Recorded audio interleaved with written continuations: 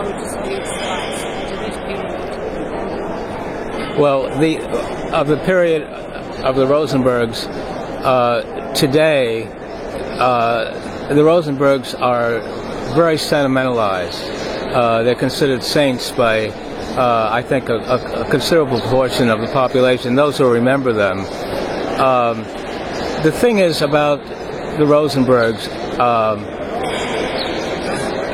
the history of American communism has been so glamorized and so whitewashed that people really don't understand what American communism was about.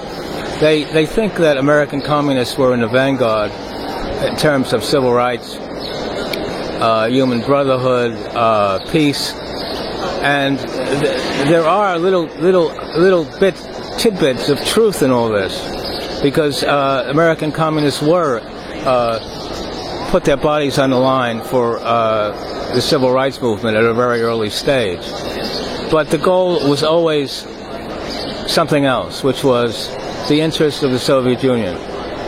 And they were not rooting for America, they were rooting for Stalin and communism. Now, I came into this milieu after Khrushchev's speech, when he revealed some of the crimes of Stalin. So I had a bird's eye view that was most unusual, because people were leaving the Communist Party in droves, and many were deeply disillusioned. They found their illusions again later in different forms, I would say, in the development of the New Left, which was comprised to a certain extent of the children of the old communists, red diaper babies. But in the period that I was given access to leadership of the party, because there was nobody left, and I was a kid, and they loved me. I was introduced as a representative of the youth. Not a youth, but a representative of the youth. I got such a kick out of this, and they treated me so well. I mean, the old ladies, the activists, they gave me food and clothing, socks, money. They would do anything for me because I was young, and everyone else was old. If you were a young communist, you were under 80 by then. And so I was introduced to some of the leading figures. Herbert Aptheker, who was their leading theoretician. He was a scholar about black slave revolts in the South. He was a legitimate scholar, but he was also a fervent Stalinist. And I attended his classes at the Jefferson School before it was torn down. This was the end of everything, you have to understand. And he would have on the blackboard a quote from Bertolt Brecht: "Communism is not a crime. Communism is the end of crime." And he had quotes from Stalin. This is after Stalin was dead. So Herbert Aptheker loved me, and he would show me his manuscripts. I was 12 years old, and he would ask me for my theoretical opinion of these manuscripts. Then he wrote a book called The Truth About Hungary, which was the Soviet Party line that this Hungarian Revolution was basically a fascist revolution. And he asked my opinion of it. I said it was great. I mean, well, I understood very little, but I loved the attention. And this goes into a whole pathology of my family, and I was looking for girlfriends, and very easy access, I was welcomed wherever I went. I was treated like a king. And I met many of these characters. Benjamin J. Davis, who was head of the party. He was a black. He'd been a lawyer in the Scottsboro case. Truly a impressive figure. Some of these people were very impressive.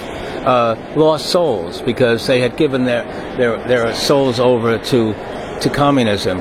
And so Herbert Aptheker introduced me to Ben Davis. I saw Ben Davis at a rally in Harlem after he got out of prison, because many of these, the top tier of leadership, were imprisoned under the Smith Act for a period of time. And if you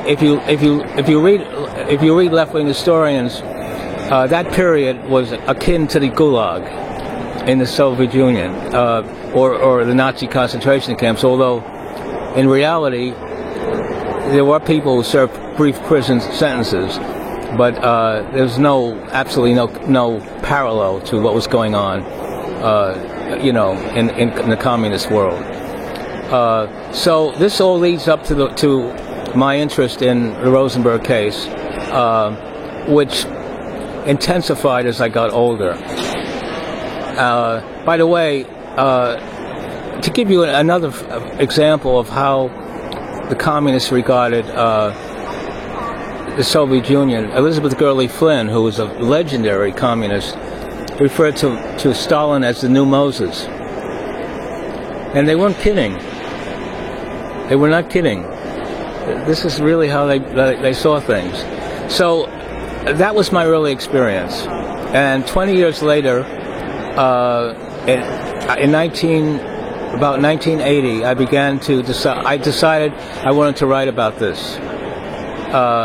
And I wrote a book called Red Love, which is about the Rosenberg case from a serious but satiric point of view, because my aim was to demolish the myth of the saintliness of the Rosenbergs and all the American communists. Not that I disliked them, but I knew what the score was. And,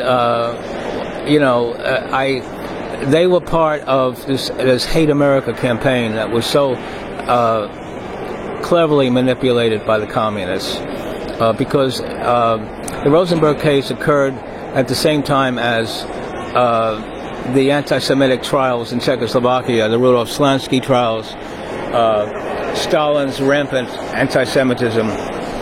And so the Rosenberg case was a way for the communists to divert attention from the realities of what was going on in the communist world. So we jumped to 1980, and I began to research my book. And I interviewed everybody under the sun, because I had not grown up during the Depression or World War II, and I truly wanted to understand what motivated these people. People sometimes, as I said, of great humanity and depth, who would give over their lives to such a horrible cause. And so I interviewed I interviewed Communist Party activists. I interviewed people from every point of view and perspective. I interviewed the FBI agents who arrested Julius Rosenberg and Morton Sobel, and I interviewed some of the prosecutors. I interviewed some of the defenders. I interviewed about 50 or 60 people to try to get a sense of the history of this and the mentality of this and what motivated them. What was on your mind in this after all this interview? What do you think about this? Terrible waste. Terrible waste of idealism and good intentions, all pinned on a bloodbath. It's all blood. It's all about the history of a bloodbath. Torture, sadism, horrible concentration camps, modeled. Stalin's hero was Hitler. We know that now. And I guess Hitler was, I guess Stalin was Hitler's hero.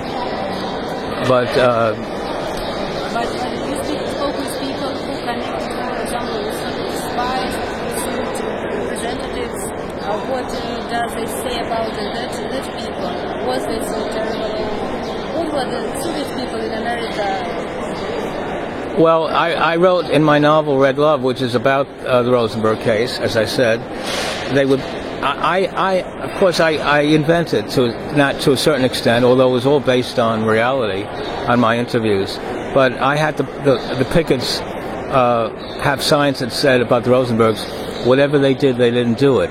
You see, the mindset was what spies were doing was good. So it wasn't really spying. They were innocent because They were guilty. I mean, they were working for Stalin. What could be a more beautiful thing in the world? What could be what? I mean, to them, the spies were the advance guard of the revolution. They were doing the noble work. They were heroes. And much of that mentality remains today because of the revisionism about the Cold War and the New Left, and we've kind of returned to some of that mentality in that spies are not really spies. They're people. They're civil rights activists. They're advanced in their thinking. And what could be better than to topple such an evil empire as the United States? I mean, that mentality has resurfaced in every aspect of our society. It takes new forms, but the hatred of the United States, of democracy, is so deeply inbred that it can't be dislodged. People need to believe that somewhere over the range